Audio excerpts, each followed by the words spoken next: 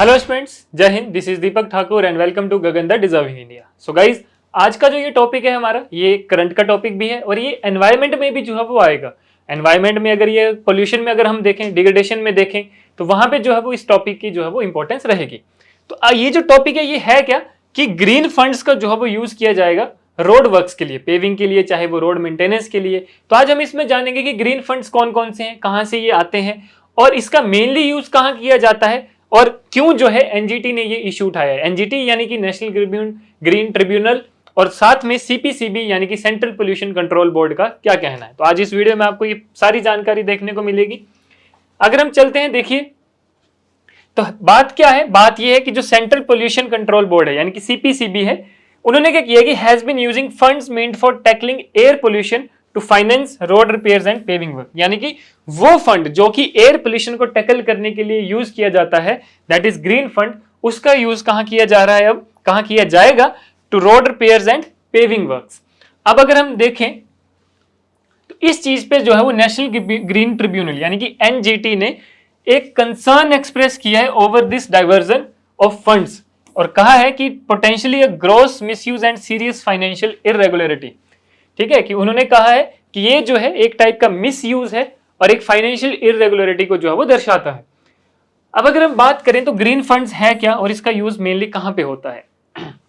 देखिए, environment protection charge EPC यानी कि जो कि कलेक्ट होता है as a 1% charge on diesel vehicles with an engine capacity of 2000 CC और above in Delhi NCR based on a 2016 supreme court order. यानी कि वो 1% चार्ज जो कि डीजल व्हीकल्स पे चार्ज होता है जिनकी 2000 सीसी से ऊपर की एवरेज कैपेसिटी है, इंजन की कैपेसिटी है दिल्ली और एनसीआर वाले एरिया में।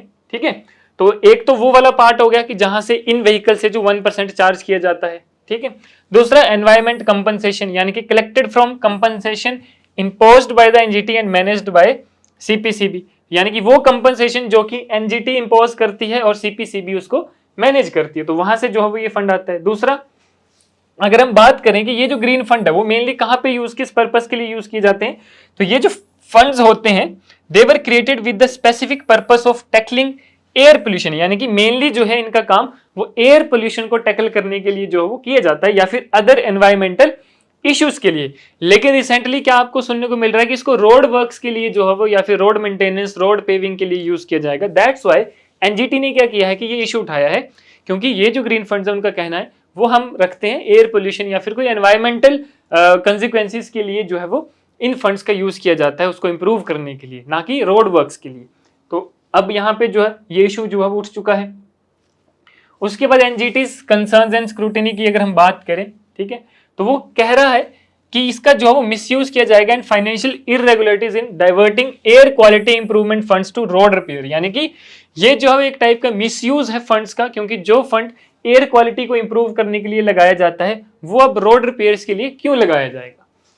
If CPCB continues this practice it may lead to other municipal body seeking similar allocations raising fairness and fund utilization issues. यानी कि अगर ये सीपीसीबी यानी कि central pollution control board same चीजें अगर कर रही है तो ये काफी चीजों को जो है वो लीड कर देगी कि अदर म्युनिसिपल बॉडीज भी जो है वो सेम डिमांड करेगी और सेम जो है वो मतलब एलोकेशन मांगेगी और फंड का जो है वो उस तरह का यूटिलाइज करेगी और वो इश्यूज जो है वो आपको बार बार देखने को मिल सकते हैं। उसके बाद बोला था NGT is yet to decide on the permissibility of using these funds. यानी कि क्या बोल रहा है जो नेशनल ग्रीन ट्रिब्यूनल है, it is yet to decide on the permissibility of using this funds. यानी कि अभी तक उसने प्रॉपर्ली डिसाइड भी नहीं किया एनजीटी ने, ठीक है, वो सिर्फ अपना कंसर्न बता रहा है। This decision will also impact the future use of funds by the CPCB. यानी कि ये जो डिसीजन होगा ये फ्यूचर में भी जो है वो इंपैक्ट करेगा सीपीसीबी के डिसीजंस को and could influence policy decisions on environmental protection and infrastructure development projects. उसके बाद अगर हम एडिशनली बात करें, the issue will be considered in the context of poor air quality in 53 cities potentially leaking it to wider air quality management strategies। ठीक है, तो ये सब चीजें जो है एनजीटी का कंसर्न है और स्क्रूटनी में आता है। आगे अगर हम बात करें, अगर हम बताएं कि सेंट्रल पोल्यूशन कंट्रोल बोर्ड क्या है, इसके क्या की इफेक्ट्स हैं, क्या इसका काम होता है, कब ये बना, तो अगर हम इसकी बेसिक इंफॉर्मेशन की बात करें, एस्टेब्लिशमेंट की बात करें, तो ये जो सीपीसीबी है ये एक स्टैट्यूटरी ऑर्गेनाइजेशन है ठीक है, आप कॉन्स्टिट्यूशन में पॉलिटी में पढ़ते हो statutory and non statutory bodies. तो स्टैच्यूटरी ऑर्गेनाइजेशन है दैट कंस्टिट्यूटेड इन 1974, जो कि 1974 में बनी थी, under the water prevention and control of pollution act 1974।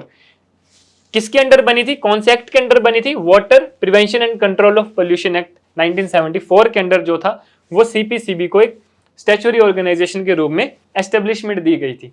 उसके बाद बोले कि it was further entrusted with functions under the air prevention and control of pollution act 1981।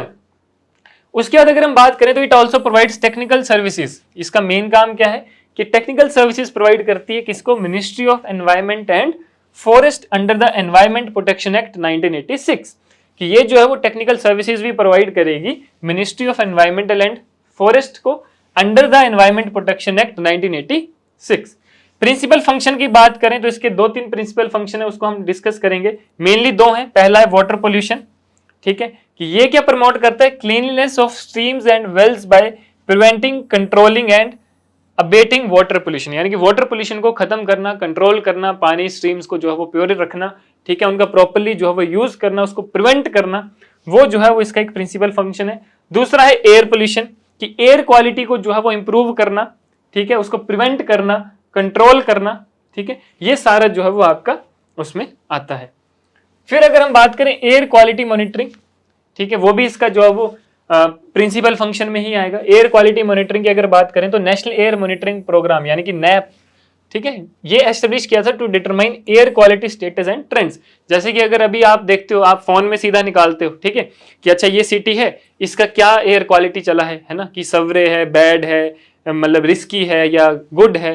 फिर वहां पे आपके पास यहाँ पे डिफरेंट लाइंस आती हैं, ग्रीन, येलो, रेड, है ना, कि मतलब कि किस तरह का जो है वो एयर क्वालिटी चला है ना, वो आप देखते हो कि 40 है, 70 है, 130 है, तो जिस पे डिफाइन करता है कि इस शहर की हवा कैसी है, कितनी प्योर है। तो वो सब चीजें आती है इसमें नेशनल एयर मॉनिटरिंग प्रोग्राम में, ठीक है। इसको एस्टेब्लिश किया गया था, क्यों किया गया था, to determine air quality status, वही एयर क्वालिटी स्टेटस को डिटरमाइन करने के लिए, जानने के लिए। साथ में जब हम इसको पता लगा सकते हैं कि इस शहर की या इस जगह की जो है वो एयर क्वालिटी इंडेक्स ये है, तभी जाके हम उसको क्या कर सकते हैं, उसको कंट्रोल कर सकते हैं वेरियस सोर्सेज से, and provide data for industrial siting and town planning. उसके बाद मॉनिटरिंग स्टेशन, मॉनिटरिंग स्टेशन जैसे अगर आप देखोगे तो मॉनिटरिंग स्टेशन भी लगाए जाते हैं। आपने देखा होगा एयर प्यूरिफाइड टावर लगाए जाते हैं। तो एयर प्यूरिफाइड टावर तो होते हैं, लेकिन उसके नीचे में एक स्टेशन बना होता है, एक छोटा सा कैबिन रूम बना होता है, जहां पे वो पूरा चीजें जो है वो चलती रहती हैं, जहां पे वो हवा जब उस टावर में आती है इम्प्योर हवा, तो उसका जो क्वालिटी है वो वहां पे नीचे मॉनिटर में जो है वो आ जाता है कि इस एयर की क्वालिटी ये है, ठीक है। तो वो होते हैं मॉनिटरिंग स्टेशन। तो ऑटोमेटिक मॉनिटरिंग स्टेशन जो है वो लगाए जाते हैं, ठीक है, न्यू दिल्ली में लगाए गए हैं, जो कि ये सब चीजें जो है वो बताती है कि कितना पर्टिकुलेट मैटर्स है। दूसरा है वाटर क्वालिटी मॉनिटरिंग, तो पानी का भी जो है वो चेक किया जाता है। तो वाटर जो है वो prevention and control of pollution act 1974 की अगर हम बात करें तो it aims to maintain and restore the wholeness of water bodies, की जितनी भी हमारी वाटर बॉडीज है उसको प्रिवेंट करना, साफ करना, कंट्रोल करना पोल्यूशन को, ठीक है, और उसको मेंटेन करके रखना, वो सारा जो है वो इसका सीपीसीबी का जो है प्रिंसिपल फंक्शन में आता है, ठीक है। उसके बाद ये क्या करता है, सीपीसीबी क्या करता है, वो कैसे पता करता है कि वाटर कहीं का सैंपल कलेक्ट करेगा। जैसे आप बोलते हैं कि यमुना बहुत गंदी है ना, या फिर यमुना नदी जो है वो मतलब कुछ मीटर के बाद जो है वो बिल्कुल मतलब नॉट सुटेबल फॉर द जो हमारे एनिमल्स हैं, जो वाटर बॉडीज, ठीक है, वाटर एनिमल्स हैं, फिश है ना, तो इनके लिए जो वो सुटेबल नहीं है किसी एक लोकेशन पे। अगर हम दिल्ली की बात करें स्पेशली, तो वो कैसे पता चलता है, वो एक तो हम देखने से भी बता देते हैं, दूसरा जब वहां से हम वाटर कलेक्ट करते हैं, सैंपल कलेक्ट करते हैं, उसकी मॉनिटरिंग की जाती है, उसको चेक किया जाता है कि उसमें कितना परसेंट जो है वो क्लोरीन है, कितने परसेंट लेड है, कितने परसेंट जिंक है, कितना मतलब वो वाटर जो है वो इम्प्योर है ना। तो वो सब चीजें जो है वो इसका ही सीपीसीबी का ही काम है, सेंट्रल पोल्यूशन कंट्रोल बोर्ड का ही काम है, ठीक है। तो वो फिर डाटा कलेक्ट करके जो वो बताता है, वो पूरा एक ग्राफ बनता है कि यहाँ का जो पानी है या फिर इस नदी का या फिर इस स्ट्रीम का जो पानी है वो इतना प्योर है और इतना इम्प्योर है। तो ये सब चीजें जो है वो आपकी एग्जाम के लिए बहुत ही ज्यादा इंपॉर्टेंट होंगी। Clear guys? तो ये था आज की ये जो इंपॉर्टेंट जानकारी थी, ठीक है, जो इंपॉर्टेंट इन्फॉर्मेशन थी, जो कि आपको बहुत ही जरूरी है आपके एग्जाम के लिए, ठीक है, और एक जनरल इन्फॉर्मेशन के लिए भी, क्योंकि ये करंट का भी टॉपिक है, ग्रीन फंड्स, ठीक है, और साथ में आपका एनवायरमेंट का भी जो है वो ये पार्ट है। तो आपके अभी आने वाले मेंस में भी पूछा जा सकता है, और आने वाले कोई भी एग्जाम है आपके, चाहे यूपीएससी, स्टेट, पीसीएस लेवल का, वहां पे भी जो है वो इसका क्वेश्चन आ सकता है। तो ऐसी और इन्फॉर्मेशन के लिए आप हमारे साथ बने रहें, क्योंकि ऐसी ही जो है वो इंपॉर्टेंट चीजें हम आपके साथ डेली डिस्कस करते हैं, जो कि आपके एग्जाम पॉइंट ऑफ व्यू से रिलेटेड बहुत ही ज्यादा इंपॉर्टेंट होते हैं। बाकी मिलते हैं नेक्स्ट वीडियो में कुछ और फैक्ट्स और इन्फॉर्मेशन के साथ। तब तक के लिए बने रहें हमारे साथ। धन्यवाद। जय हिंद।